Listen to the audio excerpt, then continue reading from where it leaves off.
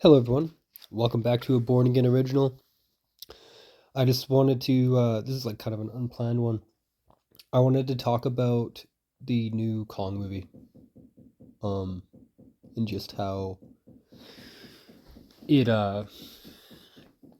ties into like the Nephilim and how they're going to talk about Inner Earth and whatnot. But I believe Inner Earth to be the Abyss. So I'm just going to show you guys the first thing that caught my eye in leading into making this video. So I'm not really able to find the poster that really caught my attention on, Google. But either way, it says unite the new empire. We know they want a new world order where everybody is fighting against an outside threat, which would be like aliens or something to like the new world order. Like George Bush's father spoke about it. Um, I'll actually include that clip just to give you some context as to why it caught my attention. But either way, it says new empire. Connect that to the new world order. I will show you a clip from George Bush Sr. So, I could not find the actual clip I was looking for. There was a clip of George Bush Sr. talking about how there would be an outside threat that would unite the world, and then talking about a new world order. He was speaking about an alien threat, which would be like a Project Blue Beam or a false flag type deal. But this is just, they're describing a new world order. These are their plans. Kong mentioned, like in the title of the movie, that it was going to be a new world. You know what I mean? It's very similar. So we're gonna just look at this. Is more than one small country. It is a big idea, a new world order where diverse nations are drawn together in common cause to achieve the universal aspirations of mankind: peace and security, freedom, and the rule of law.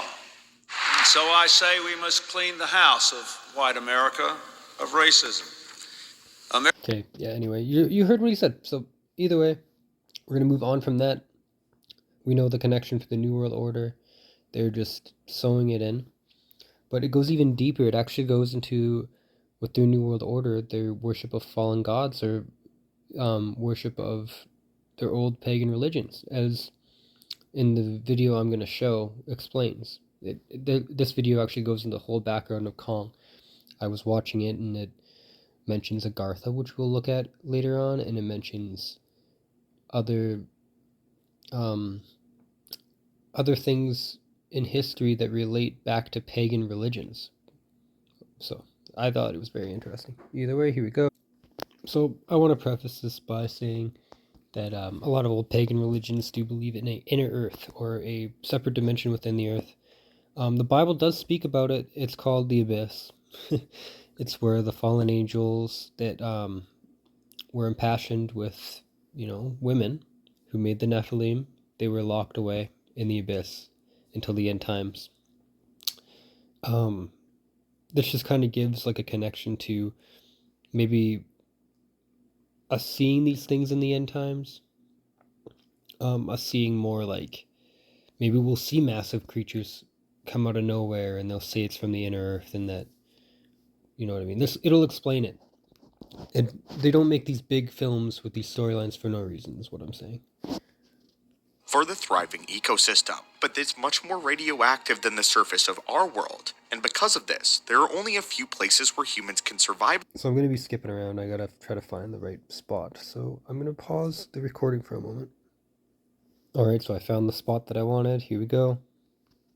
Levels of radiation and energy. One fascinating aspect of the MonsterVerse is that they continue to tie real-world mythology and history into the actual nature of events that transpired across centuries. So not only can we look at official accounts from the MonsterVerse to chart these events, but we can use real-world history to theorize about them as well. The first humans to venture into the Hollow Earth founded the fabled city of Agartha, which is based on a real-world legend which proposes the existence of an empire at the center of the earth. And in the monster, Agartha would essentially be I believe, home to an advanced civilization, possibly home of demigods. We'll look at it later on in the film. I'm just going off memory now. But anytime we're dealing with inner earth, we have, as Christians, we have to associate it with the abyss, right? And demons coming out of the abyss in the end times and looking like these things, right? They're going to look like creatures that are big, and they're going to look like massive monsters, right? But Verse, this legend is true. Not much is known about the first kingdom of Agartha, however, only that it was founded by a combination of humans and the group known as the Anuakai. In the murals, we see humans worshipping Godzilla. We also see the Anuakai present, with this being confirmed by director Michael Dowdy. What we don't know, though, is if both of these humans and the Anuakai are worshipping Godzilla, or if the humans are worshipping the Anuakai, who in turn worship Godzilla. Officially, we all know that the fallen angels, they created beings that were worshipped here. So this is just going back into fallen angel worship of beings created by demonic entities. I would put them pre-flood, and that's why they're coming out of the abyss.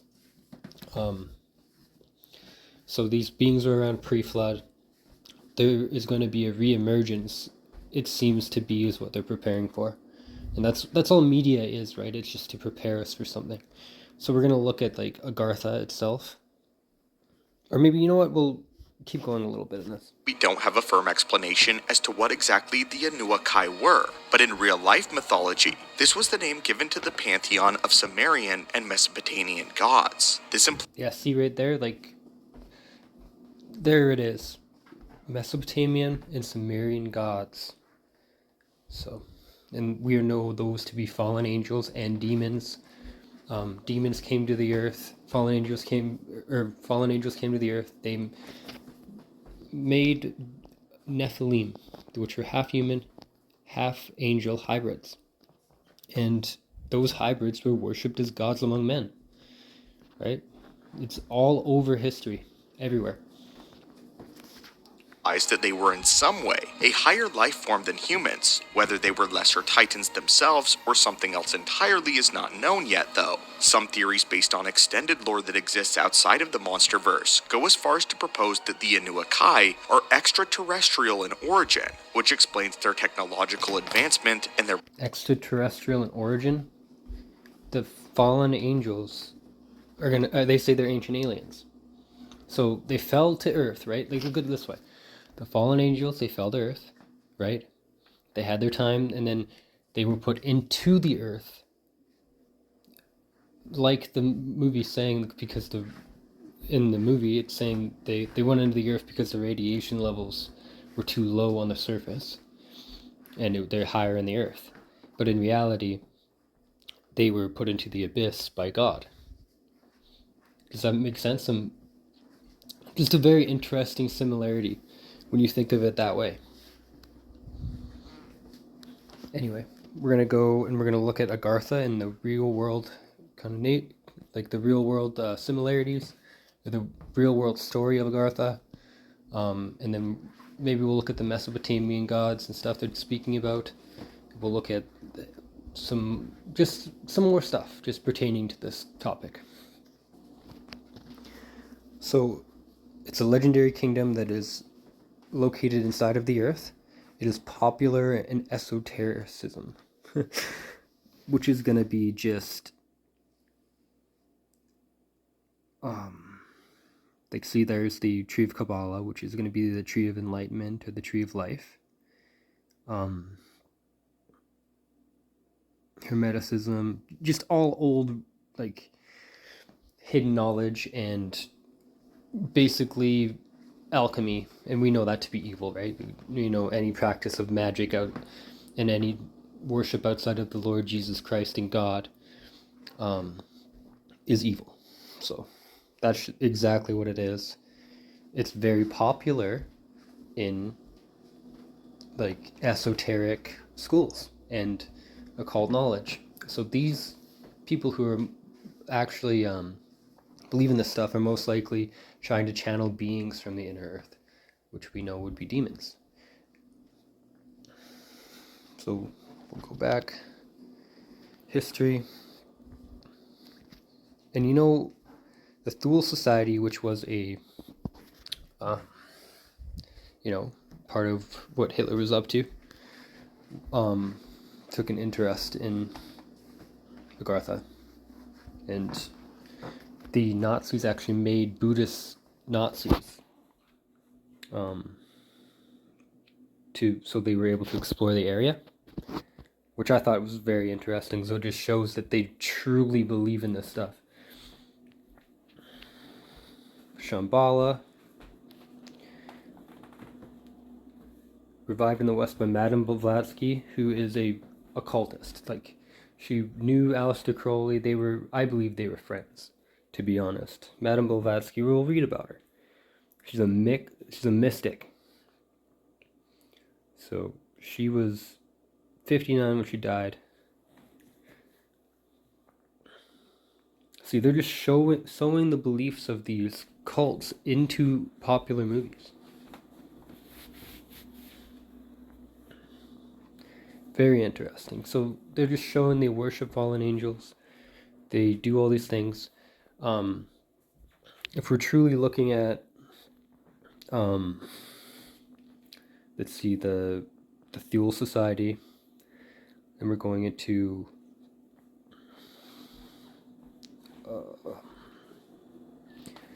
beliefs and activities, or the Aryan race, which would be a like parent race for us. So it'd be like the original race of humans, which is what they're trying to find when they were doing all those experiments on like the people in Germany during World War II.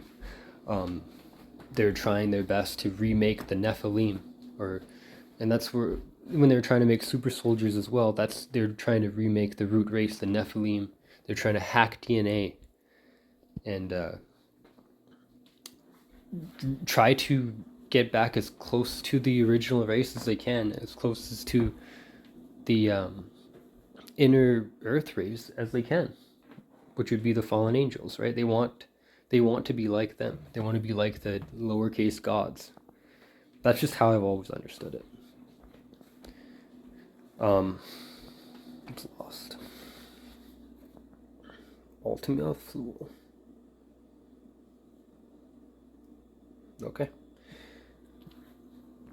So we're going to look at those ancient entities that were tied back to the pantheon of fallen angels that were worshipped in like Sumeria and Babylon, and then I'm going to end the video. So the reason so I'm not going to try to dog the guy who is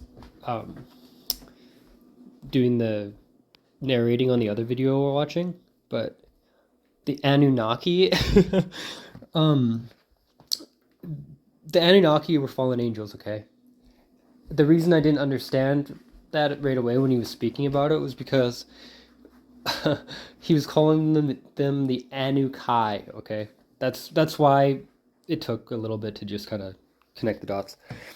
So the Anunnaki, they were gods of the heavens. Descendants of An and Kai, the god of the heavens and the goddess of the earth. The sky, the king of the gods, Mesopotamia. Symbol horned crown on a pedestal. So we're looking at possibly a Lucifer character. Like Lucifer himself, but with a different name.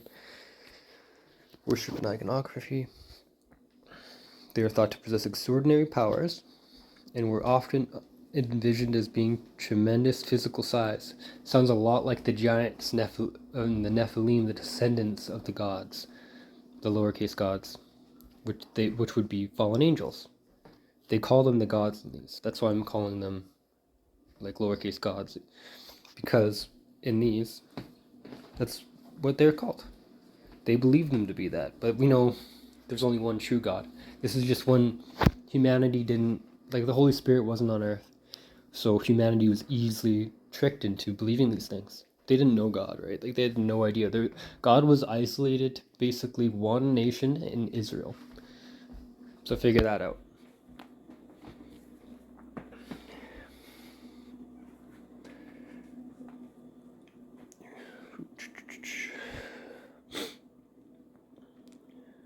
They recovered in Malum. I don't know what a Malum is. The Malum could be worn by heroes, kings, giants, and even demons. It sounds a lot like just like the Kingdom of Darkness, right? Like they're gonna take different forms. The heroes, and we'll got in that Marvel video we got into the hero cults and how sometimes they were also demons or descended from fallen angels, right?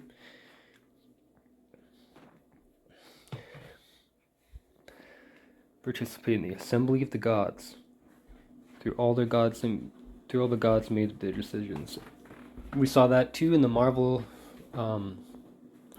movie with the Egyptian god, right? In the clip and in the video I did 2 videos ago, I believe. Assembly of the gods. So in that, there. So when we get into the fallen angels, they made an agreement on Mount Hermon to come down and, you know, do what they wanted with women and create their offspring and do all that. So that's possibly part of the assembly of the gods.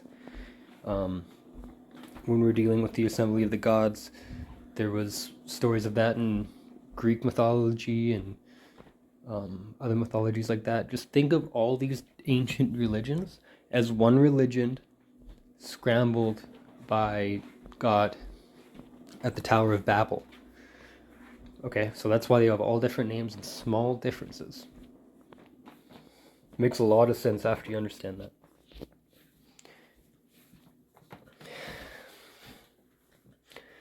The Anuakai. I still can't get over that. That's just funny. Anuakai.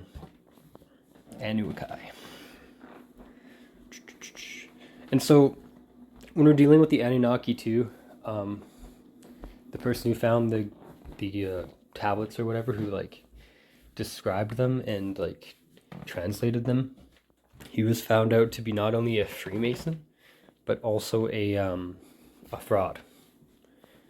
So when we're dealing with the Sumerian text, we have to be careful of which translations we are dealing with. He who fears the gods is not slighted. He who fears the Anunnaki extends his days. The national god Marduk. Let's look at Marduk above. The god of Babylon, the god of creation, water, agriculture, medicine, and magic. Right. And we have a female counterpart for that called Heket, which we know was worshipped by XXXTentacion. Very interesting. He abode in Babylon. His symbol or his planet was Jupiter. His symbol was Mashashu. So that's actually terrifying. That was seen at the Ishtar Gate of the city of Babylon. Wow. So those are all chimeras. Those are all demonic. Like that's a dragon of some kind to... I'll have to write it. Dragon. That's looking like an ox. Or like a unicorn or something. So that's probably not evil. That one for sure in the middle is the dragon. Oops. I don't want to write that anymore. So that is very interesting. Ishtar's Gate. We know Ishtar was probably, I think... should we look this up? I think goddess of knowledge.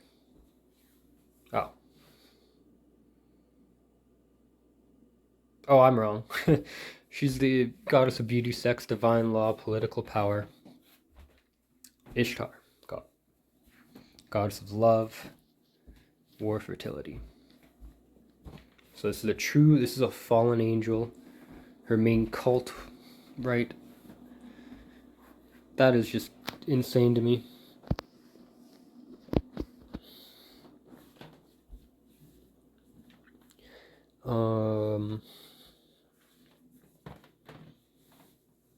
Some judges of the underworld.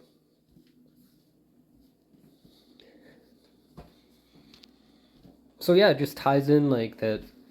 these demigods or beings are all in history, and they're putting it from the popular movies.